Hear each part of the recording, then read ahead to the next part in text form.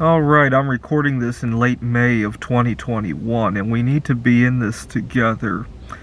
So I was just watching a video about the current situation in the market, and in the comments I see a bunch of comments about how some of the viewers wanted to get out of debt and put away some money just in case they lose their job because they refuse to take this relatively new medical procedure. I won't say what it is because today it's this procedure. In the future, I guarantee you there are other things, whatever is politically correct at the time, that you might have to do or risk losing your job.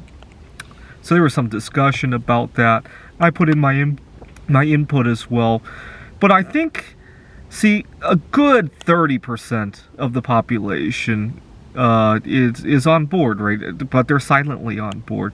Just look at the statistics of how many people are refusing to take this drug, right? It's been available to everybody 12 and up for months now, and there's a good percentage of people who are wisely deciding that it's not well studied enough for them to want to do it. Now, it dawned on me that good luck trying to fire 30% of the workforce, right? The problem is that the 30% who are rightfully hesitating on this drug, they're not banding together, right? They're individually against it, and they're not making a statement together, right? And it kind of reminds me, a few years ago, I used to work for a large corporation. It was a large campus. And they would have these shuttle cars to take you from one building to another. And I remember I would call, I would say, I want to go from building 13 to building 11. And the problem is that these were relatively small sedans, kind of like the Mitsubishi Lancer that I'm driving right now. And the cars would just be full of fragrances. And I would have to wear a P100 mask just to safely ride. I have chemical sensitivities, just to safely ride the cars. Now, this was back in 2016 when it was not very popular, right? Today, if you did that, it would sail right through, right? People would poke fun at me.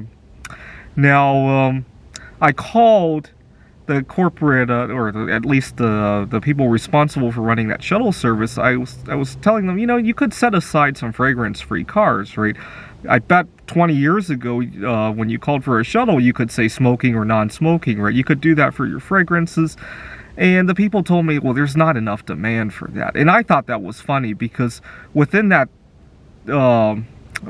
building that I was working at, I knew at least 5 or 6 people who had the same problem, but everybody took care of it in their own way, right? Some people wore a P100 mask, other people decided to use that as an opportunity to get more exercise and walk or bike around the campus, and we were all silently suffering, right?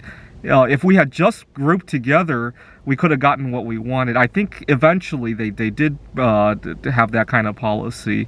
I don't know what they did. Perhaps they had some kind of etiquette, like please don't bring fragrances into the cars, or they actually did have separate cars.